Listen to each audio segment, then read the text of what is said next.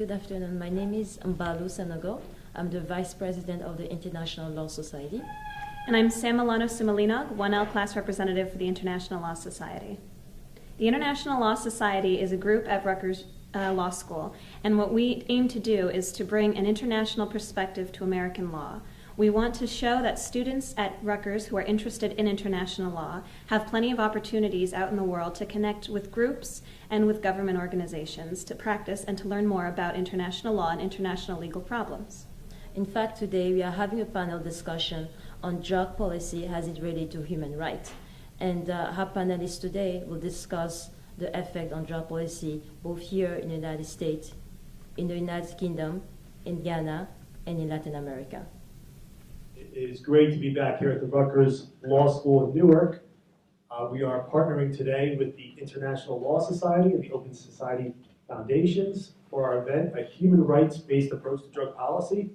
To give you a quick overview before we get into discussion with our panelists, New Jersey's at a very interesting time, a time of transition, where we're seeing some philosophies and policies of the previous Christie administration, which was very much against decriminalization, absolutely against legalization of drugs. And we now have the Murphy administration, which is pro-legalization of marijuana. And there perhaps are a lot of opportunities to explore other policies, such as harm reduction and decriminalization. Christie's hallmark policy was drug court. Drug court is a continuation of criminalization of people who use drugs. It's anchored in the belief that if you don't get with the program or you're given the opportunity of drug court, you're going back to prison. And what gets missed in all of that is you have a universe of people who use drugs, and out of that you have a small minority that forms a dependence, and there's an even smaller minority that forms what you would call a substance use disorder. And for that population, it gets even more fascinating for the violations of the person, because if they display a symptom of a clinically identifiable health issue, they're criminalized for that. So while the rhetoric was very much around health and helping out people in need, the actual practice of it and the power behind it was very much on the hard line of criminalization. One of the great things that did come out of the the Christie administration was the Overdose Prevention Act, Good Samaritan Bill. So that, in case you're not familiar with it, if there's an emergency where a person was using drugs and there's an overdose or someone believes there's an overdose, you can dial 911 and there are no consequences. It doesn't matter if there's drug paraphernalia there or not. There are some limits as far as if it was a major drug dealing scheme, of course, but pretty much across the board, you are not going to get in trouble if you are using drugs, especially if you're making the call and if you stay to help the person who's the victim of the overdose. But we do have what is very typical in a lot of drug policy in a lot of jurisdictions is a belief that people in law enforcement are the experts on the issue. And so you see that philosophy still penetrating into the Overdose Prevention Act. You see prosecutors trying to almost molest that policy, which has been a wonderful success. Over 10,000 overdoses have been reversed. But now you see prosecutors saying, even on an overdose where the Overdose Prevention Act comes into play, they'll start investigating, trying to get information and say, who sold them the drugs? Now we can do a prosecution under the strict liability laws. We can hold someone accountable criminally. Sometimes what we know is often quite common is people who use drugs are sharing the drugs. So now two people are using drugs equally. One overdoses, we're now going to prosecute the other one for murder. So that is where you see a contrast and a very real tension of the policies going in. But again, we do have a new administration, a new philosophy. We just had a hearing on marijuana legalization this week. The legislature is definitely moving forward. The conversation literally has shifted to not is marijuana going to be legalized, but when is it going to be legalized? And the conversation changes as to the specifics of it, which is a good place to be in. Of course, there's some issues as to who will benefit within the industry, within the economy of the marijuana marketplace, and whether or not people who are most impacted, like people who use drugs before, will they all be recognized? They're certainly recognizing racial disparities, but are they recognizing formerly incarcerated persons? They don't fit into their definition of a minority population. That gets a little tricky.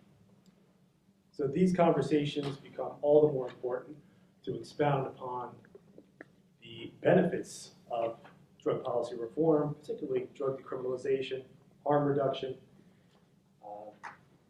We just hosted Dr. Jao Kalal here last time, and we heard about the benefits that Portugal had, and now we have an amazing panel that's going to give you perspective from different regions of the world, from South America, Europe, and Africa.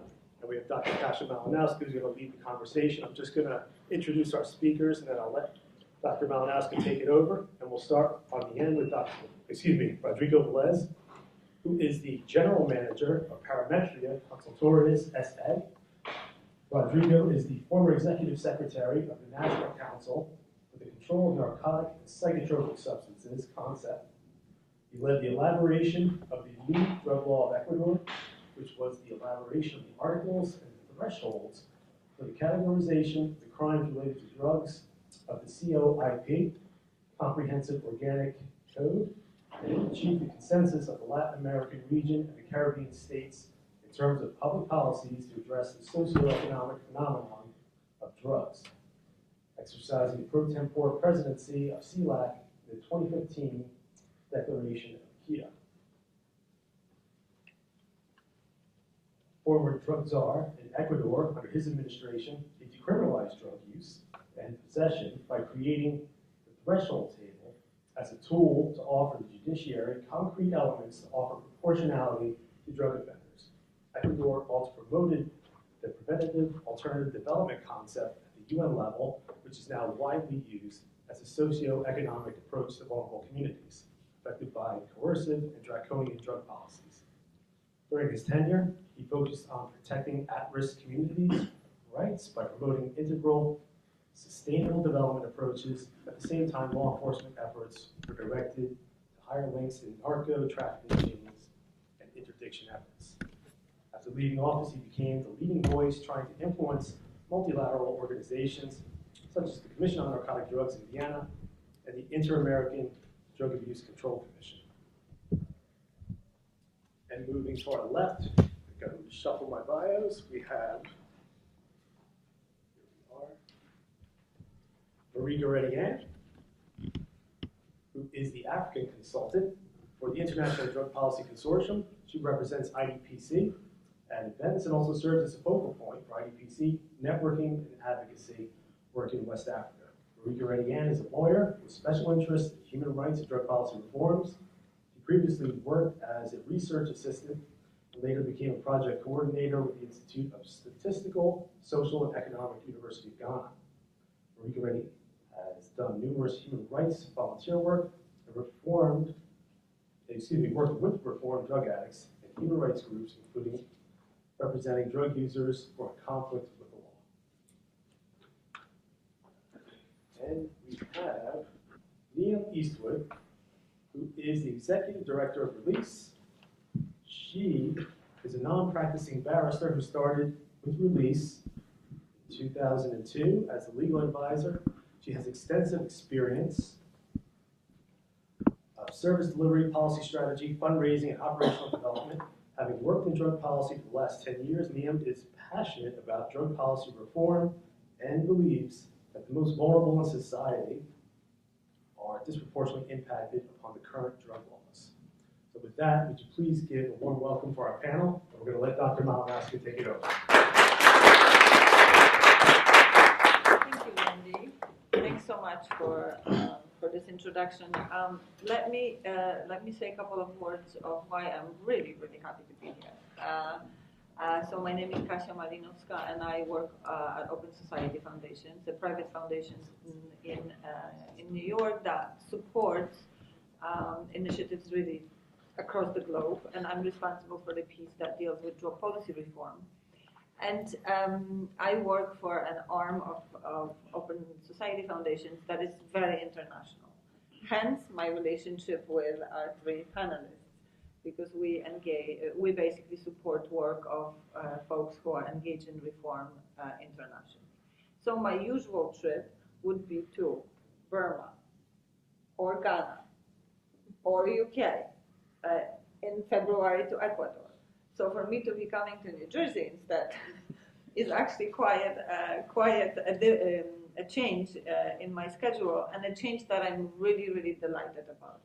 Because, working for 20 years in the international space and seeing progress in international space, and we can talk about that a little bit in terms of what the progress has been. But then living in New Jersey, I live in Rutherford, New Jersey, go to work in New York, and again, in New York, engage in discussions around safe injecting facilities and better policing and so on and so on. So I sort of feel like, and then I come home, and then I read the Star Ledger, and then I get really upset because when I think about the fact that there's 6 needle exchange programs in the entire state of New Jersey, or when I think about the drug court, I sort of feel like, wow, I really would love for something to contribute in some way to that discussion in New Jersey. So it actually is very new for me only in the last couple of months that we were actually asked to engage in the United States, and that is partially because of the overdose mortality. And New Jersey is one of the states. So I couldn't wait to start bringing some of the folks from the world to basically be talking to us about how they changed things, how they thought about it. Because I think that this experience that does exist out there is useful for our own thinking. So this is sort of the context in which we're here. And I hope to get to know people who are engaged in drug policy in New Jersey. Hope to develop relationships with people so we can work together. So really delighted to be here, and really hope that this model of talking to you and others that Randy has sort of coordinated and put together continues. So in that context. We have 3 folks from 3 different parts of the world. And maybe my first question to you is this. If you were to sort of invite us into your world, just so people understand your space, your commitment, can you describe sort of who do you think you work for when you provide legal services and advocate on behalf of drug users? Give us a little bit of a sense of who that person is in London today. And then in your space in Ghana, and in your space in Ecuador. Just tell us about the people, the person that you hope to be helping with your work. So Release is the UK Centre of Expertise in Drugs and Drug Laws, and we provide legal services to people who use drugs, both those who recreationally use drugs, and I think it's important we recognise that 90% of people who use drugs do so in a non-problematic way. And the biggest risk they face is really criminalisation and the quality of drugs that they can access.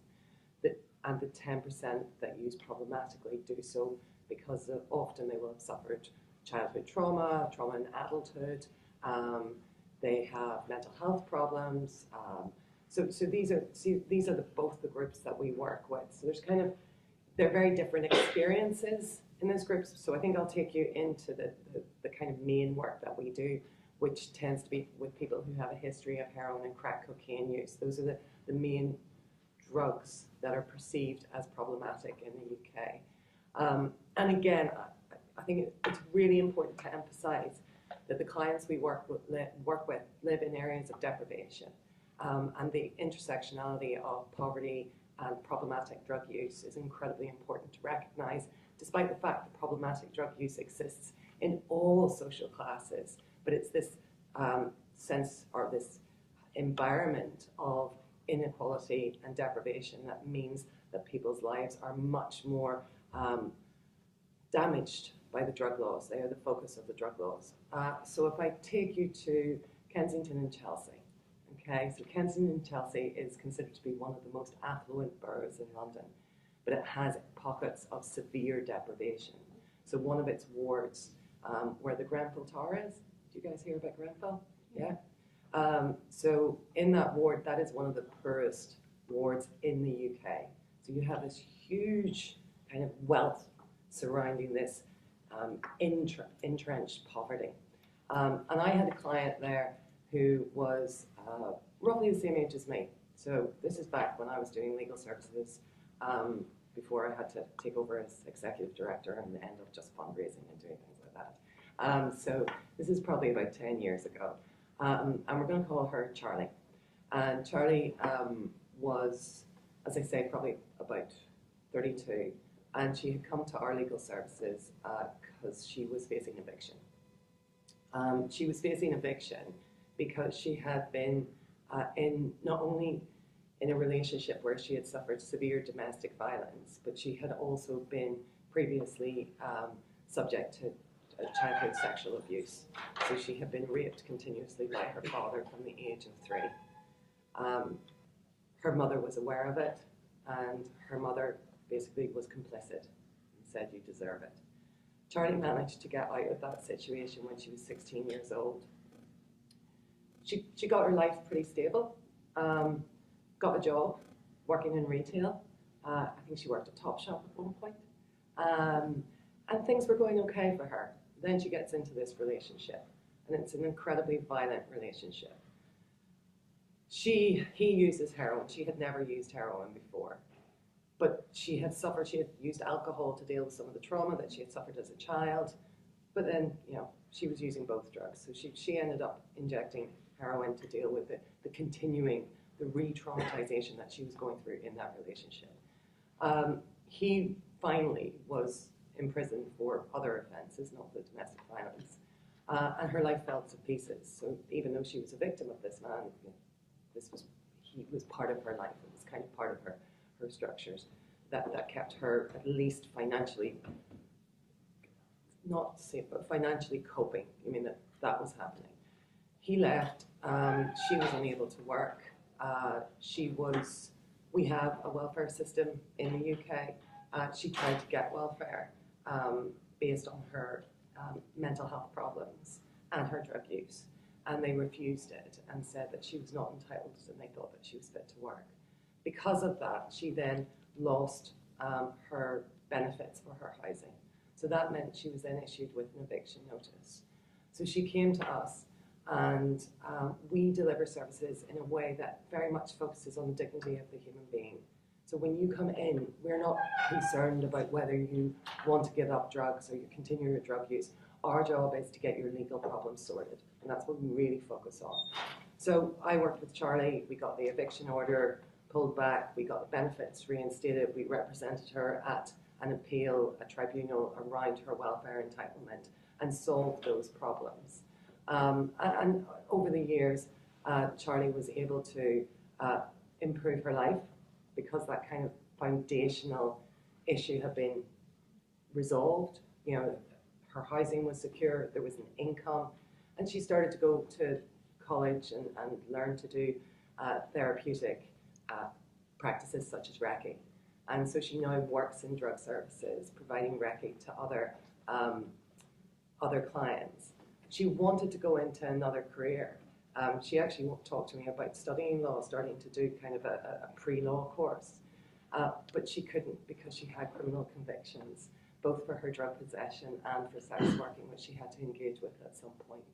So that kind of shows the damage that can be done to people through criminalization. She didn't get to do what she wanted to do, but at least, there was a good news story at the end with her. Thanks, Neve. Prior to my work with IDPC, I was in active practice, and basically I was in charge of the criminal department of my firm. I oversee most of the cases, the criminal cases, and in our firm we were very much interested in doing a lot of pro bono cases for people who are in conflict with the law, especially when it comes to drug use and drug-related offenses. So, and the interest stems from the fact that a number of these young men and women that we represent in court are, first of all, they have no employment. Majority of them are uneducated, and then from very low income background. So if you look at the situation in Ghana, for instance, the laws suggest that they are very punitive. And once you are arrested for drug-related offenses, there's no bail for you. Until recently that we got some ruling from the Supreme Court that it's actually that provision in the Criminal Offence Act is in conflict with the Constitution. And so now, if you are arrested for drug use, you are given the opportunity to get some bail. But initially, you have to stay in police custody, or you are remanded within the prison service for as long as the case goes on trial. So, working with a number of these young men, I have seen over the years how the law in itself has kind of created a lot of damage on their lives. For instance, there was an instance where I handled a case of a young man who was a trainee teacher, and almost I think he was in the final year, and it happened one of the soups on one of the days, the police pounced on him around the school campus having a joint. And this gentleman, before we came into the case, he was in custody for almost 2 years. No legal representation because he didn't have the money to do so. He was coming from a very poor background. And so when we came into the matter, we took up the case pro bono for this gentleman, and it went to trial. But we have a very conservative judicial system. I mean, most of the judges feel that when it comes to drug-related offenses, they must, especially when it has to do with the youth, they have to use them as an example for others to stay away from drugs. That's the thinking. So a number of times you see people going to courts on these matters, and at the end of the day, they get very huge sentences pronounced on them, as much as 10 years and all that. So it's really disheartening sometimes. You see how drug laws and other, let's say, human rights, it's more or less like a para-universe, in the sense that when it comes to drug-related offenses, it looks like it's a different parameters that are used to measure the whole issue. And so, as a lawyer and as an advocate currently, I believe that a number of these policies have actually caused a lot of damage to most of these young people. Because, for instance, the gentleman I mentioned, when the case went on trial, the judge pronounced a sentence of about 5 years for this gentleman. And that meant that his education has been cut off. The likelihood that he's going to serve his sentence and come back to his society to continue his education is absolutely going to be nil, because, his records within the system is already damaged, because no school will want to identify itself with someone who has such records. 2, he's not going to get a job, because in Ghana, for instance, before you apply for a job, your employer is looking for some kind of clearance that you don't have a criminal record. So that's how far the law has gone, and how it has destroyed a number of lives within the setting within which I work. And currently, as I work with IBPC as an advocate, what we have been doing over time is to see how best we can reform these laws, and see how best replace our drug regime within a certain setting, focusing more on public health and human rights, and making sure that as a country, if we have always prided ourselves on signing on to certain human rights instruments, definitely these instruments that we sign on to should apply to drug-related issues, and not just instruments we sign, and when it comes to the area of drug law, then it's a different thing altogether. And we have always raised the argument that if within the Constitution there are provisions regarding human rights, and yet we have people who are in conflict with the law because of minor non-violent offenses, and then a different yardstick, a different measure is used to judge these people, then that amounts to some amount of discrimination. It's also a problem when it comes to issues of availability of essential medicines within where I come from, because, for instance, majority of people who are suffering from pain-related issues are unable to get their pain medications because of the nature of the law itself. Because most of these pain-related medications, like morphine and others, are criminalized. they are not readily available. So getting it for people who are in need of it, it's relatively very difficult. Because last year, for instance, the whole of we have a hospital within the capital, the Korigwe Teaching Hospital, where within that period there was no morphine for cancer patients and all that. And that is how serious the laws have affected even the lives of people. And to the extent that even your health is being jeopardized because of these laws. So it's a bit of a problem, but we're looking at how these laws can be reformed to ensure that at least these people's lives and properties are secured. Thank you, Maria.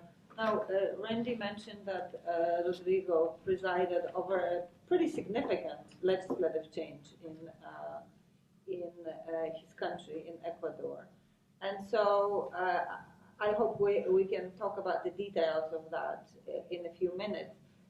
But you know, when you were advocating for the thresholds, when you were advocating for the law to change, where as a result of your advocacy, thousands of people were freed from prison and were sent home. That's a quite amazing accomplishment.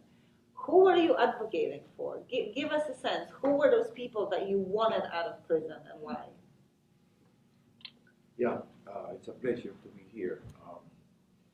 In Ecuador, we have a large population in jail. The jails were overcrowded about 11, 12 years ago. So we decided that we need to do something as an emergency. And then at that time, probably 35, 40% of the people that were in jail, they were for drug crimes. And for instance, we have sentences for 2 or 4 grams of marijuana. They stay in jail for 14, 15 years, even more than any other worse crime. Because drug crime was a priority for the police, judges, and everybody else. They had to be, they were related to security and criminal justice. Criminal justice was a tool. Everything was thought about from criminal justice, what should be the last resort to go, even though Latin America, that's the first thing that we do. Actually, we have people, they declare guilty as a trafficker just because they offer lower penalties. Nobody is there to defend them. The last year we have public defenders, but are also crowded that they don't have really the time to work with everybody. So we decide to give a pardon to approximately 2,500 people in 2008, the first semester of 2008. And out of them, there was 76% were women. And most of them, single mother women. They have to, in order to survive, they were selling drugs to support their kids. So there is another variable that had to be go through in order to be released, to receive the pardon. Has to be at least 1 year in prison and no more than 2 kilos of the substance they were trafficking.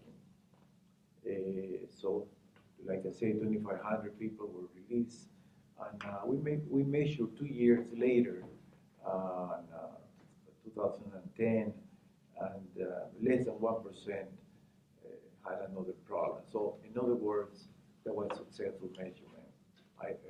We thought that we were going to do it again. We thought that we tried to work in some laws that protect women, because it's a different issue when you are dealing with a mother, which is the center of the family, and when you put in jail to a man. I'm not saying that we shouldn't think about it, but it's a tragedy when you break a family. And most of these single mothers have to take the kids to jail with them. So it's really, that was a really problem. And also, we implement the thresholds. The thresholds, which is two tables. One to guarantee rights to the consumer. Because we have established in the Constitution that the consumption is not criminalized. Any drugs, in Ecuador, is not criminalized. And, but of course, we have the problem, you can carry certain amount for your own consumption, but it's not allowed to buy. You know, it's happening in many countries. It's a double morality. We still have to work on it. This threshold also helped to release many people from jail because, for instance, there is a scales in the threshold that say the minimum scale go for the penalty go from 1 year to 3 years, and the amount that was involved for that category of crime, in the case of marijuana, were up to 10 grams. So if a person already has 5 years in prison and was with 5 grams, according to the other law, the other penal code, there was 12 years the sentence. So they were released. It's about 3,000 people that were also released because of this threshold. And again, there is no incident. Even though in Ecuador, we didn't prepare, we didn't give you any labor capacity to go back to the labor force to be reincluded. But it was also a successful measurement. And I just were talking to some friends that we make an interview in the province of Manabí, which is a province that we had an earthquake in 2016. And I was talking to some friends in the police, and they referred me to this lady that they knew they were selling drugs. But what happened is the husband was a fisherman, and this guy got caught in the high sea by the American Navy ships. So they took it to, now we know that he was in Mexico, in a jail in Mexico. And but the family didn't know, they thought that just the guy was dead. So this woman with 3 kids, they have to sell drugs to survive. Because Manabí has had a lot to do with the tourism. And before the hotel contract them to wash clothing and sheets, stuff like that. Since the earthquake, there is no tourism in the province, so that she has no way to survive. So she started selling drugs, and she was telling the story. It's really hard. It's really hard how you deal with the situation. Even the police, they don't care that much. They have to accomplish whatever the law says to them. And also they have a quota, so they have to take to jail every week certain amount of people related to marijuana, heroin, cocaine, freebase, depending on how they are completing the stats, and which is a wrong way to measure the progress of their work. We have to also change that. So this is the situation, the people that we are trying to help. We have to start by in the communities. We have to talk about it. We have to put over the table. They cannot be any longer a taboo. We cannot just say, hey, I look into the other side.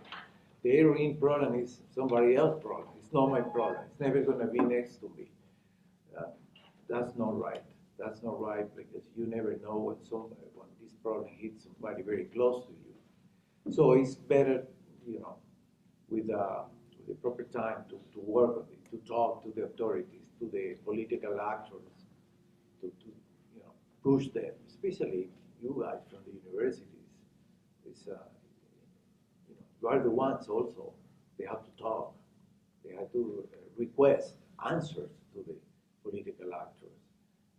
And find out if they really are just trying to gain your votes, or they are really has a compromise with the community. So that's something I would like Thank to you. share. Thanks so much. So since we work in the international space, and that's where I sit mostly, what's really striking to me is that if you look at the international system, I don't know if any of you are interested in international law, if you look at the international system, the 3 UN conventions really inspired an incredibly punitive response to drug problem across the world. So we have the international system that is punitive, and then at country level we have judges, we have politicians that obviously have multiple interests that choose not only to implement those conventions, but to really overinterpret them. Because nowhere in the convention anyone is told that the housing should disappear, or that someone should be in prison for joint for 12 years, or that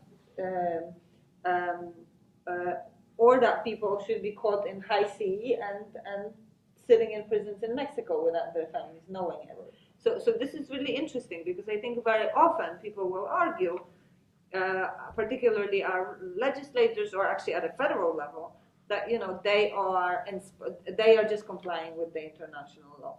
Well, they're not. They're over-interpreting international law. They're really, it's in the context of the same law that we have coffee shops in Holland, and we have complete decrim, as we heard from the Portuguese drug czar, of all drugs in Portugal, and we have cannabis regulation in Canada. So I think the space that we want to step in as advocates and push is actually really wide, and sort of not accepting this incredibly repressive sort of choice that the states are making. I think Rodrigo is right. It's sort of our job to advocate in that space.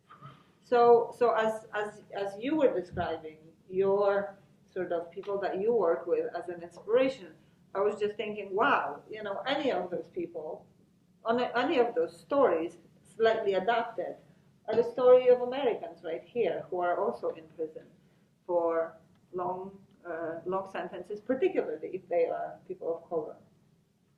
So we in New Jersey, as Randy said, are now heading into an interesting moment, because we have a new governor that made a promise to regulate cannabis. And also, there was a discussion during the electoral campaign about decrim. So can you talk a bit from your viewpoint about, Maria, you're working on new reform in Ghana. Niamh, you are a brilliant advocate in UK for your clients, and you actually look at decrim across the globe. Rodrigo, you actually made it happen, which I think is quite amazing in your own country. So what is your advice? If anyone here, a law student, a social work faculty, were asked by our state, so what are the sort of the necessary components of either cannabis regulation or decrim? What would be your advice? Coaches, what would we say if a journalist asked, if people want to engage?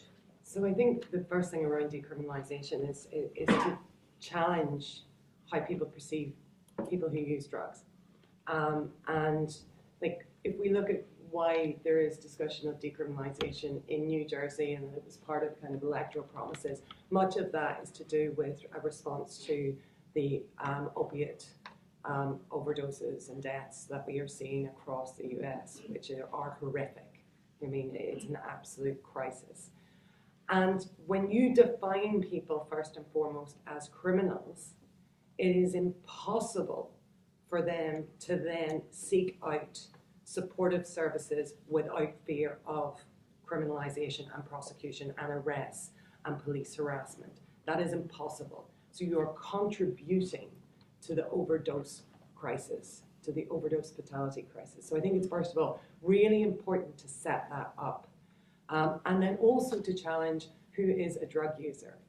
Again, to really remind journalists and politicians that this is not confined to, certain socioeconomic groups or people of colour. And in fact, in the UK, we do a lot of work on racial disparity. Black people are 9 times more likely to be stopped and searched for drugs, but use drugs at half the rate of the white population. So challenging like stereotypes and status quo, I think that's important. And then to talk about the benefits of countries and jurisdictions across the world that have ended criminal sanctions for possession offences, for personal use offences. The work we do at Release, our campaign goal at the minute is around ending those criminal sanctions in the UK. So we researched those jurisdictions that have taken this approach, and just some of the highlights from it. So like 25 countries across the world, including Ecuador and hopefully Ghana soon, have taken this approach. And politicians are obsessed with prevalence. They seem to think that the success of a drug policy is measured on how many people in society are using drugs, rather than measuring that success around reducing harms. Like for me, I really don't care if an extra million people are using ecstasy or cannabis, if we are reducing drug-related deaths significantly. That to me is a metric of success, and there's lots of others like reduction of bloodborne viruses. So we were able to show that, at least in terms of what they care about around prevalence, that drug use did not go up under these systems, that there was no relationship with the legal reform and rates of drug use, because people use illicit drugs for lots of reasons. The law generally isn't one of them. And then we were able to look at what are the outcomes. So Kasia has mentioned Portugal, and some of you might have been here for the drugs coordinator, and he will have gone through all the health benefits, the reduction in bloodborne viruses, the increased number of treatments, because guess what? When you stop treating people like criminals, they want to access services. They feel supported by their society. And the drug-related deaths, I think, in Portugal are really important. I just want to compare it to the UK, because we also have the highest rates of drug-related deaths since records have begun, largely driven by opiate deaths. It's not comparable to what's going on in the US and Canada, but for us, it's still a crisis. Our drug-related death is 72 per million of the population. In Portugal, it's 4 per million. And that's a huge reduction of where they were at prior to the introduction of the decriminalised model. But beyond Portugal, we have states in Australia that have looked at the impact of decriminalisation of drugs. And they compared the outcomes of individuals who have been criminalised to the outcomes of those who have not been criminalised in other states. And they find that, guess what? Those who have criminalised had negative outcomes in terms of their housing, in terms of their family relationships, in terms of their employment. But also, too, they were much more likely to come back into contact with the criminal justice system. So that idea of recidivism being increased. So we talk about it as drug possession offences being a gateway into the criminal justice system. Because most drugs policing is concerned, or drug law enforcement, is concerned with drug possession offences. 83% of all drug offences globally are for possession, simple possession. So that's where the focus of this law enforcement is. So if we end criminal sanctions, we can reduce the rates of reoffending. And then you have other countries that have taken an approach. So this is not a new model. So, for example, Spain decriminalised possession of all drugs back in the 1980s. The Netherlands did it in the 1970s. We have the Czech Republic, we have Italy, we have many countries in Latin America, although in terms of its application, there are some problems. And I think that's the work that we've really been focusing on over the last 3 days in New York. So we had a meeting with colleagues from around the world to talk about what's a good model look like. And these are things that we're looking at the moment. But ultimately, the fundamental aim of any model should be to divert people away from the criminal justice system. And we should question whether we should have any sanctions for simple possession of drugs. This is a crime that does not hurt others in society. Many say, oh, well, then look at the drugs trade and the harm that it causes. I would argue it's the policy that causes the harm, not the drugs trade itself. It's that prohibition, repression that increases violence, that increases, the idea of being able to oppress certain groups in society. So it's these harms that come, the adulterated drugs that puts young people at risks. You know, we all know that prohibition has failed. So I think it's really important that we start to advocate for a decriminalised model that's based on human dignity, human rights, social justice, racial justice. So before I let Maria and Rodrigo answer, what you just said makes me think of goals that we set ourselves as the world in 1998 during the UNGAS on drugs. Again, those of you that follow international law might know that in 1998 we had General Assembly session on drugs. I mean, this is incredibly significant because that means that the sort of representatives, government representatives, thought that the issue of drugs is so significant that it requires a General Assembly session. And in that meeting, the banner that they walked out with is "Drug-free world, we can do it." So this is 1998, and I think that's very consistent with what Niamh is saying in terms of, you know, what do politicians want? They want to see whether, you know, drugs increases. I mean, this is really what they are interested in looking at. And what's interesting is that we're now heading for 20 years later into a meeting in Vienna in March that is going to look how successful have we been with that goal, drug-free world, we can do it. You know, and so obviously, I mean, you can go to the UNODC website and see that production of organic drugs increased, production of MDMA and other substances increased dramatically. Drug use increased, you know, and these are the goals that we set for ourselves as a globe in 1998 and spend insane amounts of money on. And so it's interesting because this is sort of a moment at an international stage where we, if we were honest with each other, should say, you know, this is not working, let's just drop it, let's come up with another approach. And guess what? We're heading into Vienna and people will reaffirm commitments from 1998, you know, and hopefully there will be some discussion that will be somewhat real. And hopefully people will take note of other meetings that have taken place since then, 2.5 years ago, where actually a number of us who engaged in and made sure that human rights are a part of the discussion, made sure that recognition of public health outcomes is a part of the discussion, make sure that availability of pain medicine, something that Maria mentioned, is a part of the discussion. So I think this sort of push for quite simplistic goals, you know, resonates with elected officials, and I think it's our job in terms of people who actually have expertise in substance to push back and say, but none of this seems reasonable. Can I just jump in on that really quickly? So if you, Kasia mentioned the UNODC reports, the World Report, you should read it. If this was a business, it would be like a shareholders report. It would be like, business is booming, people. Business is booming. Production's up. Consumption's up. You know, it's just an amazing document to read. I recommend you all at least read the executive summary. So Maria, again, you've done a lot of advocacy, and you actually are currently engaged with your parliament about in drafting of a law in Ghana, which we hope will be the first progressive drug law on the African continent, and are really looking forward to that outcome. So as you hear, you know, here we are in New Jersey, the door seems to be open. People are thinking, okay, so how are we going to change things?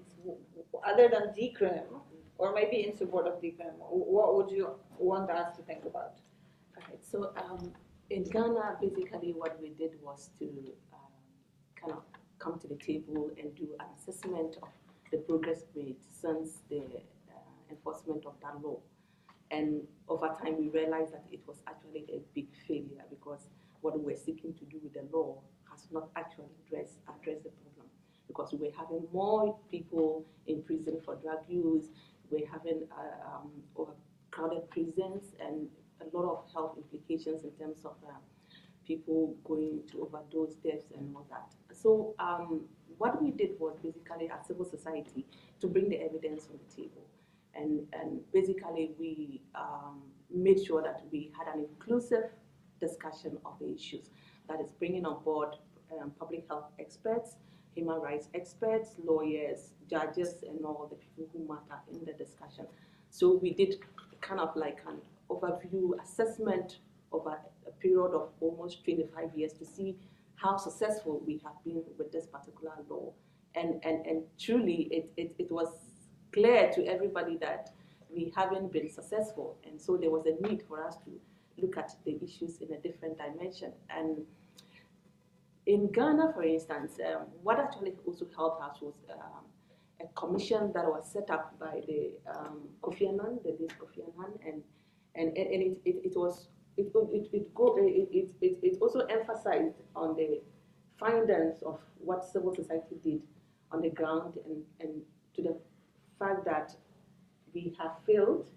There's need for us to have a different look of the current regime, and they actually recommended that there's the need for a reform in the legislative framework of the country, and so government should look at that discussion. So when we had our bill, which was actually drafted, which I always refer to as a reactionary policy that was they were trying to push into the system, because policy makers thought increasing penalties was going to deter people from using drugs, but we all know that there's no correlation between the amount of punishment and whether people use drugs.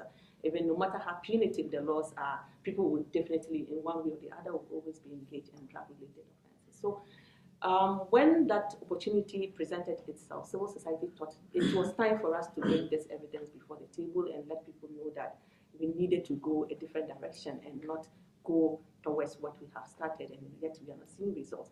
So we had a number of engagement with legislators.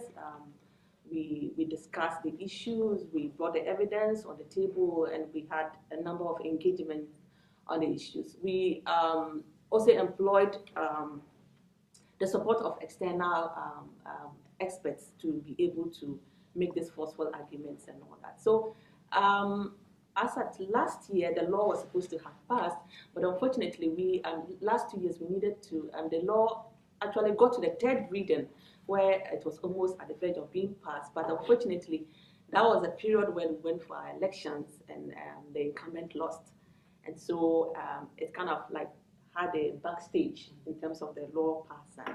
But I always say that I think it was a good thing in disguise, because where we got to in terms of the third reading before it could have passed, there were certain things we were not able to push as civil society. But with the current administration, we've been able to make significant gains in terms of decriminalization, because if you look at the current bill now, it seeks to take away all criminal sanctions, whether civil or civil penalties.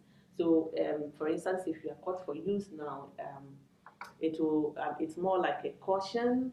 For the first time, a caution; the second time, a caution; the third time, and the fourth time, you are referred to some kind of like a committee that assesses your problem to see whether you need some form of treatment or you're just a recreational user and possibly go for some educational services or counseling.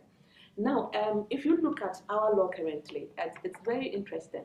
It has provisions for possession and another provision for use. So what we realized over the years was that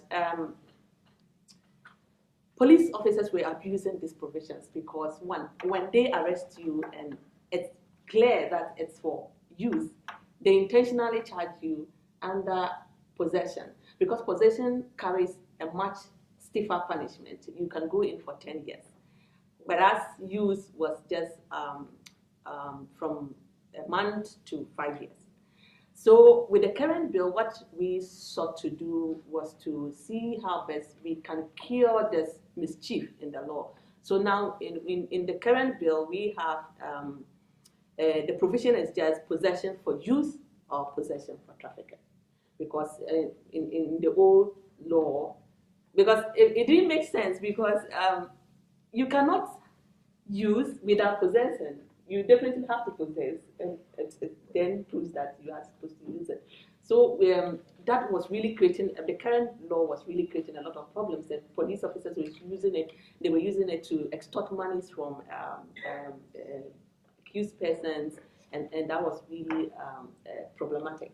So if this law should pass, it will now mean that any person who is arrested for use, you should not face some criminal sanctions against it. The law also seeks to put in place some health services available like harm reduction, so that if indeed I am a user, a problematic user, then at least the law should afford me some opportunity to seek help when need be, instead of just lumping me in jail. Because I've seen instances as a practitioner, how people go into withdrawal symptoms in prisons and some even lose their lives.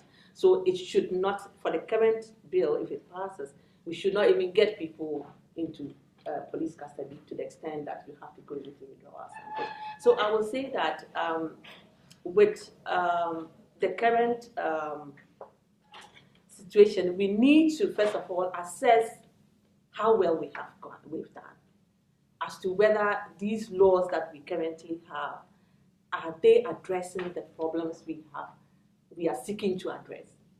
If they are not, then we need to begin to take a second look at most of these things. And that is the way forward in terms of how we need to reframe these laws to address most of the problems. We need to ensure that whatever we are seeking to address, these laws really remedy that. But if it is creating more problems, then there's no point re-emphasizing on what we currently have. Thank you. So before we move to Rodrigo, and that's the last question, and then you guys can chime in, because I'm sure you have thoughts and questions. What is really inspiring for me about Ecuador and the work that you've done is, very often we can move our legislators to the point of, okay, well, if people are dependent, then maybe they shouldn't be punished. Or, okay, so personal possession of small quantities, we can maybe decriminalize. But very few countries are brave enough, and people are brave enough to look at the other side of it, which is supply. And what you've done is you actually made a very coherent argument to your own government, which said it's not only about personal possession.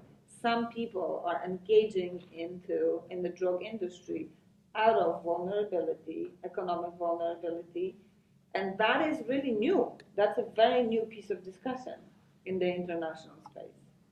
And again, I think if we think about clients, some clients that lawyers have in our own state, particularly in poor parts of New Jersey, there will be that argument that people are engaging in petty trafficking, petty selling, out of economic necessity. Or you have drug users. It's very difficult to draw a line. Here's a user and here's a dealer, because some people are supporting their drug habit with selling small amounts. So can you talk a little bit about that? Because again, that is really incredibly innovative, incredibly brave. The fact that you were able to articulate it so successfully is super impressive. And I don't know whether that's on the table in New Jersey, but I think that's a very useful sort of understanding for us to have. And then I'll hand over to you guys. Okay, thank you, Cassie. The supply side, the availability of the drugs in the, between the citizens is very important to address. And something that we say in the civil society organization is criminal justice doesn't change cultural behavior. That's we know for many research through the years, and that's important to keep in mind. And society is trying to all the time to push, to press the police. They are the ones who have to solve the problem. It's also our fault in the community, because we want the police there. stay there or whatever. So we are pushing all the time. And of course, they have to react with the law, without the law, because many of them, they don't know the law. They just try to react. And the people feel they are secure. That the police is here, it's going around the neighborhood. I'm feeling okay. Is that really what we need as society? That's a measure that will help in the short period of time, or we are looking for something more structural for the future. So we have to decide as a society, especially in the case of New Jersey that you are talking about next step, something new to do it. And like we say in the world, we don't have to invent the hot water. Maybe some other country did it. Maybe Colorado, maybe California, maybe Canada, Uruguay. They did something that will be useful here in New Jersey. Portugal has a great experience. I understand that a few days ago was a very dear friend, Dr. Joao, sharing the Portugal experience here with you guys. So if you find out what exactly is what we want as a society, and we know that the police is not, the criminal justice is not the solution. It's not the first issue that we have to take hand to solve something that we think is a problem. Then, if it's a problem, what kind of problem it is? It's a health problem? It's a health issue? Because we also have to think from the side of demand. It's a health issue? Well, if it's a health issue, is the police, is the criminal justice who have to take care of it? We have to answer that. Then, in the supply side, it's the same a crime related to heroin or related to marijuana. It's amounts the people is trafficking, how much affect to the society. We have to categorize. We have to find out to give you this case the threshold, which is going to be a technical judicial tool for judges to establish or help to establish. It doesn't have to be mandatory, but it will be a big help to establish what is the category of crime. There is a principle of proportionality in penalties.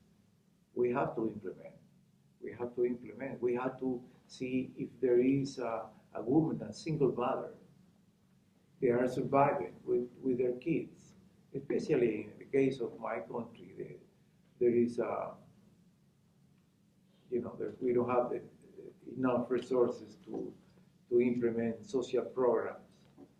If you have it here in the state, social program, make it better. You have to defend those programs. Who can help them? Those kids that are in the streets after the presence in a daily basis, intrafamiliar violence. Why? Maybe because the alcohol, which is the drug more consumed around the globe, and probably that the one that killed, after the tobacco, is the one that killed the most. In the case of Ecuador, the last stats that we have 2,700 people, 2015, 2,700 people died for alcohol directly. We have 7,000 people for tobacco. And we have 7 people for illicit drugs. Even though we put all the resources, especially in criminal justice, because in health or prevention, we don't have budget for that. We put all the budgets to persecute illicit drugs. Doesn't make any sense. How much of our taxes are going to persecute marijuana, even selling or for consumption? Over here in the States, it's prohibited. Most of the states still. So how much we devote to that instead of health, instead of prevention, reintegration, labor integration, family integration. You have to discuss here at the schools with your professors, with the authorities, the local authorities. I wish to, maybe there is, I'd be glad to read it, if there is a thesis that make a proposal, how to approach that, how we gonna implement proportionality independently. It's not the same, a guy that was for their own consumption selling some petty drugs, petty amounts, that the guy there is trafficking tons. And most of the time they never go to jail because criminal justice is for people of color, poor people, immigrants. Oh, they guarantee that service. That's a service that never fails. And also it's a big business. Huh? It's a huge business. The other services is available for somebody else, for the least. Sometimes in a big country, you don't notice that much, but it is. And it's huge issues here. Small country like mine, we have even probably worse, but it's noticeable. It's a small country, and we have to work on that as a society. If the UN, I think certain agencies of the UN fail to address the new realities of this phenomenon. Completely fail. The agency, UNODC, that the one from the UN, they have to take care of our drugs. They take the whole society, put it in one bag. Guilty or not guilty, sellers, consumers, and from there, they treat the whole issue of prevention, health issues, and also the provision side, the control of the chemicals, everything in one bag. Why? This is a human rights issue, first of all. The human rights agencies are the ones who have to take care of the drug phenomenon first. Because human rights is a continent. All the other rights are included. Health, education, of course, have to deal with this issue. Because the drugs is not cause, it's a result of another social problem. You have to also research about it, and make a proposals, and talk about it, over the table, especially with no fear and no hunger. Thank you. Okay, so over to you. Questions, comments, thoughts, words of wisdom? Yes. If you have a question, if you just want to come over here so we can pick it up on video, or do the microphone. Should I set something? There it is. You're asking the first question? Well, I do have a question. Okay.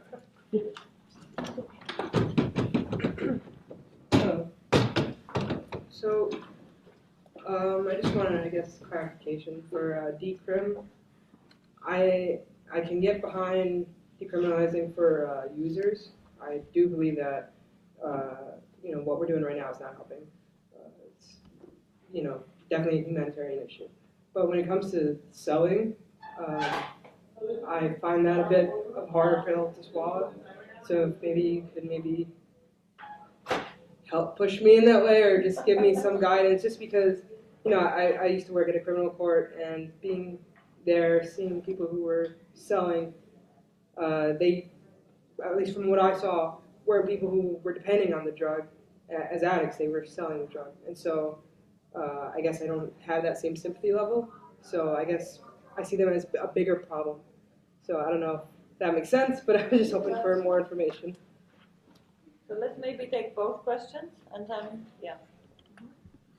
Yes, thank you for all your wonderful comments. I think that sometimes the United States likes to view itself as a country that isn't international in terms of some of the issues that it faces, but I think your comments demonstrate that some of the issues that we experience here on this topic are across the board in different countries. I was curious about some of the work that each of you have done in your own countries and in your own institutions about bridging two different kinds of individuals, community organizers and activists and researchers. So I'm thinking, for example, Carl Hart at Columbia University, who has done a really good job of wedding his science on when it comes to neurology and conversations about drug abuse and reconceptualizing it, and also being able to reach out to other communities within New York to talk about how we can have a different conversation about what addiction means and talk about it in the context of a lack of resources as opposed to something that's criminalized. So yeah, I would just be curious about some of the work that you've done bridging those two communities together. Hi everyone, thank you for being here.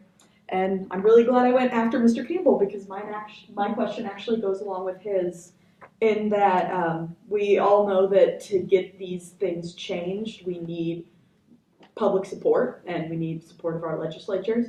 And we have already heard how even with the research we're doing, we are seeing pushback, that there are legislators and members of our UN who do not believe necessarily the information. We've heard how in election years, the kind of bills that should have been passed can be pushed back because there is so much stigma. So I wanted to hear individually from your countries what is the most effective way you have addressed the public stigma around drug use.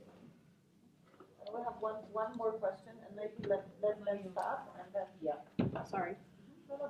Mine was attached to kind of what Alora was saying, because I remember Neve in the beginning said that what you guys try to do is look at the dignity of the human being, so you're not looking at the drug problems that they're having, you're addressing the legal problems. And I was wondering, how do you get to courts and have them also view the problems and the legal problems that these people are having through the lens of, well, they're human beings before they're drug users, drug addicts, and that sort of thing, because I imagine that can't be easy. So. Okay, so let's tackle those. 4 excellent questions. Neve, you were just mentioned, let's start here and keep on moving. Okay, so I'll briefly probably try and address each of them.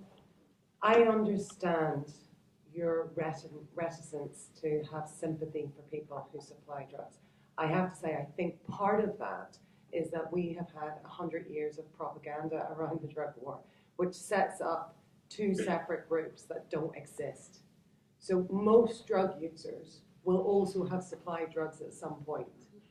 So we pass joints in most legal systems that supply.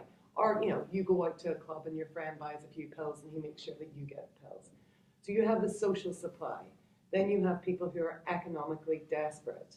So who are not dependent, as you said, but have to find some form of income to survive. And for many communities, those choices are very limited.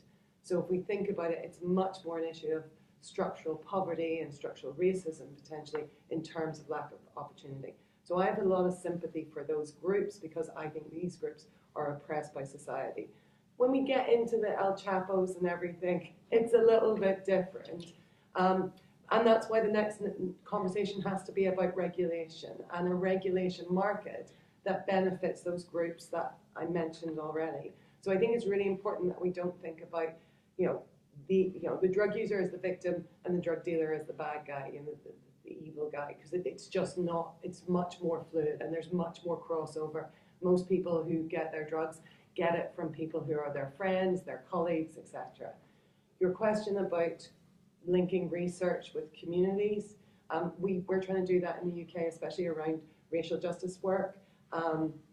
We have a lot of admiration for colleagues in the US who for the last 20 years have been focusing on putting a spotlight on racial disparities in the drug laws, as well as engaging the community. And I think a lot of that is very present in some of the cannabis regulation regimes we're seeing in California, where we're, reparations and priority of licenses.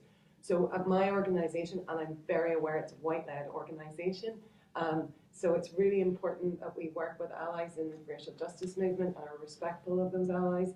So we just recently had an event in London called Regenerate that was run by 2 amazing young racial justice activists, 2 women who are, I'm very proud to say, are my friends, and we had talks on how drug policy impacts on the Black community in the UK. And so we're starting to have those conversations, and our research is helping them to open up those conversations so that the evidence is there.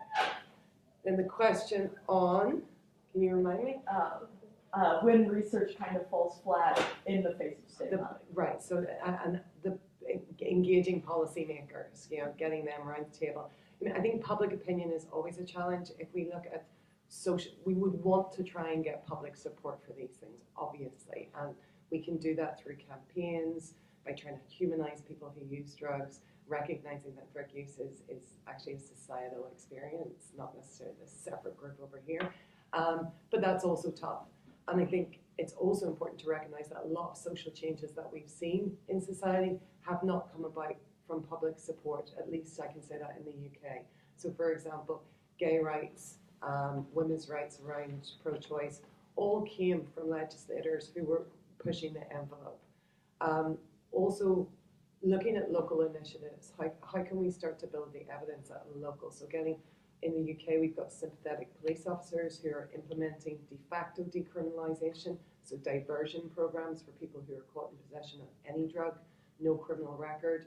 Much of their coming to this has been as a result of personal experiences, friends who have got into problems with the law because of drug use, setting up meetings with people who use drugs problematically, drug user activists, so they can hear their experience, see the human face. I think some of that really helps. The courts are really difficult. Moving on to the last question. I think the criminal court's particularly difficult, although I think for many prosecutors in the UK, there is a frustration of the never-ending kind of revolving door of this, and for some police as well. We are much more able to do that in civil settings, so in tribunals and in housing cases, where we can bring a lot of evidence around the experience of the individual, so put in submissions to the court, both written and oral, about the background of the person, and often judges are willing to hear that. I think the problem with the criminal justice system, it's such a conveyor belt, and it moves so quickly. There's no time, there's no space for those conversations, but we'll continue to try and get it in there. Yeah, I think Nick has already said a lot, but I just wanted to add that on the issue of how to rally people around the conversation to get them interested in the whole thing. What we basically did in Ghana was to ensure that, first of all, tackling the issue from the perspective of media, because if you don't address the media, they are likely to distort the whole message, and then there will be a backlash. So we ensured that we kind of like did a bit of more of capacity building around the media to understand the issues, to understand the discussions, and then to be able to report rightly. And then the other aspect of it was that we try to also build capacity of civil society to understand the discussion, because drug-related issues are fairly things that within my region was fairly new in terms of the work around the whole conversation. So we needed to take so much time and resources to build capacity of civil society organizations to be able to engage. What we also did to be able to be successful in what we currently have was to do a lot of education at the grassroots, because people needed to understand the issues very well, because when the conversation started around decriminalization, a number of people were always thinking that we're talking about legalization, and so there was a backlash as to opening the gates for legalization and all that. So we did a lot of education among religious leaders, because in Ghana, for instance, religious leaders are very powerful. They have so much influence on political leaders. And so we needed to engage more with religious leaders. So we had a lot of capacity building around that field to help us to be able to push the message across. So that's what I wanted to add. Yeah, one example in the case of Ecuador, we identify all the Congress people that were they want to address the issue of drugs, and then we find out what is the knowledge that they really have over the issue, or was only a electoral time that were looking for votes, and something that we realize and we know that the politician needs, like it, is the cameras. You have to guarantee them that you're gonna have some cameras. Doesn't matter if it's cameras. They love that. So you use that.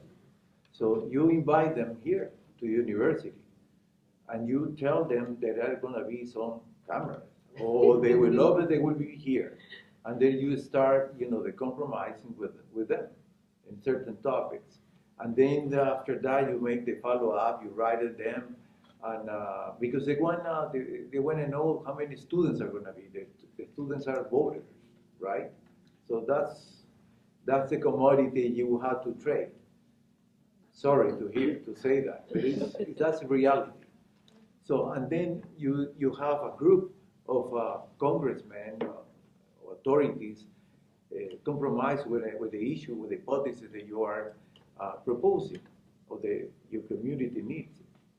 And so that's give a good results to us in Ecuador. That's one example of what we did just lately. Actually, we're doing that now.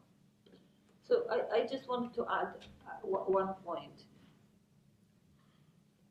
I think the example of Carl Hart that you made is interesting. But I've known Carl for a long time, when he was not an advocate, and actually was wondering whether he should be an advocate or not. And I think all of us are Carl Harts, okay? And I think we really have to take it super seriously. So if we are social workers that are working with people that are in trouble because of the laws, we are the best advocates, okay? I actually really struggle to understand why it's so hard to mobilize people to do advocacy, where they are the first line of engagement with folks. The same thing, lawyers. A lot of great lawyers do pro bono work, and then they think they're done. Okay, I think they are done in providing services for those folks, but who better to get on a train to Trenton than those lawyers? And who better to get on the train to Trenton than the social workers? And who better to get on the train to Trenton than people who are providing drug treatment services? Somehow, we function in those silos that we all are doing our job, and then we're done, and then someone else is going to advocate. We are the strongest and the most powerful advocates. So I think that it's really, really important that we all take it on, because again, I have a lot of admiration for all of you, because all of you do work on the ground with folks, and then you talk about it. And that's what makes Carl powerful, and that's what makes Neve powerful in her own country, and so on. So as you continue to teach students, or you yourself are students, that advocacy piece is really important, because that's how things change. I don't know if this is a question or a comment, but it's really frustrating. So it is a public health issue, of course, drugs, but in the U.S. it's like a continuation of the oppression of communities of color for hundreds of years, sort of an extension of that. And I don't know if there's something you can say to resolve that frustration, that only now that opioids are affecting a different class of people in this country, that we're now doing something. And I'm also worried that without focusing on the racial justice element, it just won't work. For some reason, because I think that it's a $1 billion industry. And people are profiting off of the imprisonment of people and all of that. So I don't know if I missed something, or if you could talk a little bit more to that, or what you observe. Anyway, thanks. Hi, I'm one of the social workers. I'm going to throw 3 different questions at you, and you can all answer as much as you want. I tried to narrow it down. You talked a little bit about drug policy reform. I'm just wondering, the intersection between the drug users and drug sellers. Are we talking about the same policies, or are these 2 different things? Another thing, we've talked about discrimination, to jump right off that. are we looking to overtly discuss the racial disparity of those who are affected by these policies, or are we just thinking, well, if we do drug policy reform, then it'll ultimately benefit those of the classes and, in the areas that are most affected by drugs? And last, Rodrigo's mentioned, this is very tangential almost, the successful reintegration of those who were released through your massive, wonderful release that happened years ago. You said there weren't really services or reintegration, vocational offerings at that time, and that was stunning to me. I've worked kind of in that field, and those reintegrating from our prison system here in New Jersey have a lot of trouble getting back into society. So I was just curious if there's something going on there that we could be doing here. That was a lot. Thank you. Who feels compelled? Okay, I start for the last point you just mentioned. That was a successful measurement that we did in Ecuador, but not everything was the way they should be. Like I say, we should try to give you some training for reintegration, but we didn't. Actually, after the 2 years that we make the measurement, we lost track of these people. We should be knowing now, where are they? Where are they working? Where are the kids? What's happening with the family? Because it was a big, I don't know how to say, it was a big social issue that we decide at that time in Ecuador. Maybe we were not thinking first as a human right. We were desperate because we have overcrowded prison. That's the truth. But now we know that if we're gonna give another pardon, we are planning to do that again. We wanna really take care of this population because it's a problem. The people is already stigmatized. Nobody wants to give work to them. No school wants the kids, next to their kids, and because they are ex-drug addicts, ex-convicts, ex whatever. So that's why, as a global society, we have to review the language where we approach these social issues. It's very important that we're talking about users. We are talking about consumers. We are not talking about addicts or ex-addicts, ex-drug addicts. We have to really use a language that do not exclude to the people. Otherwise, we're going to keep the same problem around and around.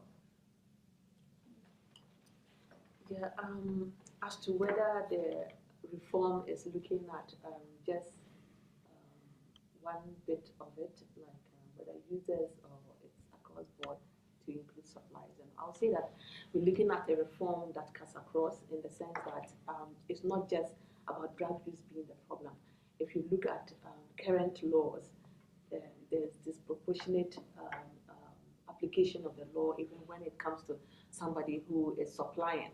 Because, for instance, where I possess a certain quantity and probably I supply, you see instances where somebody is disproportionately handed down a certain sentence, which is not right because maybe I just have one joint and probably a certain quantity I was selling to make some kind of ends meet, and then I have to go to jail as long as 10 years, 15 years, 25 years, and then even instances where people are even executed for drug-related offenses. So we are looking at a cross-board reform that makes our laws more humane, more focused on human rights and that of health. So it's not just about users, but it's whether you're a trafficker, depending on your role you have played and all that, you should not be handed down certain sentences that do not make sense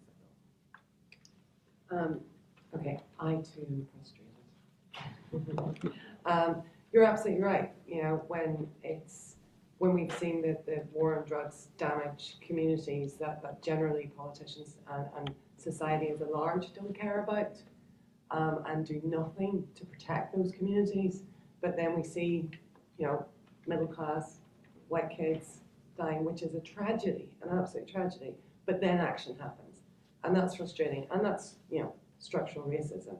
But I still think it's incredibly important as advocates to push the envelope on that and continue to highlight the evidence and continue to push for reforms that will reduce the harms that those communities suffer. So as I said, you know, there's not many countries around the world that have done this work or are doing this work. So, you know, the US have started to have for 20 years, as I mentioned before, done research on racial disparities, and that's why we're starting to see some of these markets develop priority licensing for people who have previous convictions, priority licensing for communities, taxes raised from the legal market going into communities who have been over-policed and over-incarcerated. So at least we're seeing some, you know, some examples, some models coming up that have racial justice principles within them. Now, whether that will work or not, we have to continue to monitor that. But this is work that we can then export to other parts of the world. And that's why I think as advocates in the UK and, you know, other countries in Europe and across the globe, that you have to make sure that you are advocating for models that will benefit the communities that we currently work with, the communities that we are serving in this war on drugs. So the frustration is there. For example, in the UK, we have drug checking, which is great, and I'm super supportive of it, but the government is also supportive of it, and largely because it's at festivals, and who goes to festivals? We want a drug consumption room, but we can't get a drug consumption room, the government's blocking it. And they're saying that's because of the laws, it's breaking the legislation in the area. But the same laws are engaged in drug checking. So it's again the demographics. These are poor people that they don't want to protect. So we just constantly have to put a spotlight on that. And we've been working with a lot of cross-party politicians to continue to advocate for kind of social justice approaches to drug policy reform. So I think it's just constantly pushing the envelope. And just on the seller's point, the drug market is a consensual market. You know, so people who use drugs, they have autonomy in this. There is a demand and there is a supply. For many, as I've already said, many of those actors, it is about poverty, it is about dependency. We have to look at models that seek to divert them out of the criminal justice system because it's a waste of resources. And you know, you take a player out, you'll have another player in there in 5 minutes. So one police force in the UK, Durham Police Force, the chief constable there feels all drugs should be legalised, but he can't quite do that on his own. So he has implemented a diversion model that includes people who are caught in possession with drugs with the intention to supply that drug, and particularly those who are subsistence dealers and dependent dealers. And so that is going to be interesting. It's only been introduced this year to see what the outcomes are, but he's very much focused on getting those people into heroin-assisted treatment, which is not common across the UK. There's patches of it, but he's bringing in a whole program around that because he feels that that will undermine the illicit market, which is interesting. So again, you know, there are models coming up that we should look at because ultimately we're just wasting a huge amount of money through the criminal justice system that could be spent on housing and employment opportunities and health and education, all these great things that make society better. So in closing, let me just offer the following thought on the race question. You know, as I mentioned when we were opening, my work to date has been mostly outside of the United States.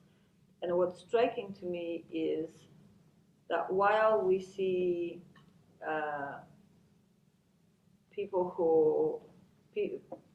African Americans, Latinos, that are carrying the greatest and often dramatic burden of the drug laws in the United States. If you go to Latin America, you will again see Afro-Colombians.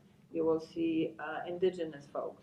Again, you will see the other that are very much oppressed with the drug laws. If you go to Eastern Europe, most everyone looks like me, with exception of the Roma. And guess who ends up in prison? It's the Roma.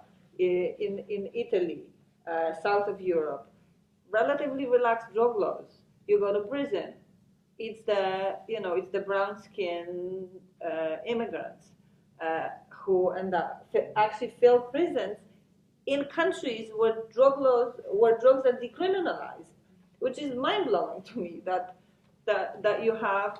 So I think putting drug policy on the agenda of big movements that deal with racial and ethnic disparities is something we have not done internationally. As Neve said, some countries are learning from the US, whatever there is to learn from the US.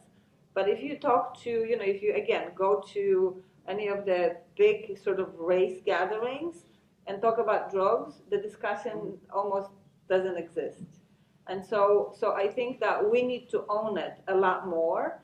And those spaces need to legitimize the discussion about drug policy as an oppressive tool against ethnic minorities, against, a tool for racism. And I think that is still to happen. I think once that happens and that discussion gets legitimized, it will be easier for the Roma in their own countries to make those points. It'll be easier for indigenous folks in Latin America or in Asia to make those points. And I think that we have a long way to go in that space still. Okay, thank you all. Questions? Yeah, I think. I do have one. Rodrigo, do you have any statistics about the amount of money that the state saved in creating the new legislation and also releasing the 2,500 odd people from prison and simply reducing the rates of arrests and prosecutions, like before and afterwards? Yeah, I have a book here. Well, I don't know if for translation in Spanish. I don't know if you will be really okay. I'm gonna be sending you the information in English. Open Society has the English version. Possibly. Yeah. I'm gonna send you the information. But yeah, we make studies before the reform, and then after 2015. We have what we call the counter-reform. What happened in terms of people in prison, the budget assignated to these changes, and what happened with the consumption. Because at the end, all the reforms in the laws is supposedly to aim to reduce consumption. So it didn't. And we measure. And in terms of the human pain and also concerning the budget, there was misuse by the police force, by the judicial system. Yes, we have that. Just as an example, we have that year, 2015, 12,000 people taken to prison by the police. At the end of the system, because after they have to get into the judicial system, and then the judges will say if they are guilty or innocent, consumers or traffickers. So at the end, after the 12,000 people that were taken to jail, we have 2,000 people guilty. So the other 10,000 people, they were consumers. So their rights were violated. And how much it costs to the taxpayers in Ecuador? That year, the budget for the police and the judges, they had to deal with drugs, only in particular for that design from that angle of the problem, was $183 million. And the unproductive cost, because the 10,000, 12,000, and 2,000 guilties, the unproductive cost was $97 million. So my country, the government say, hey, we don't have money for health. for rehab of these people.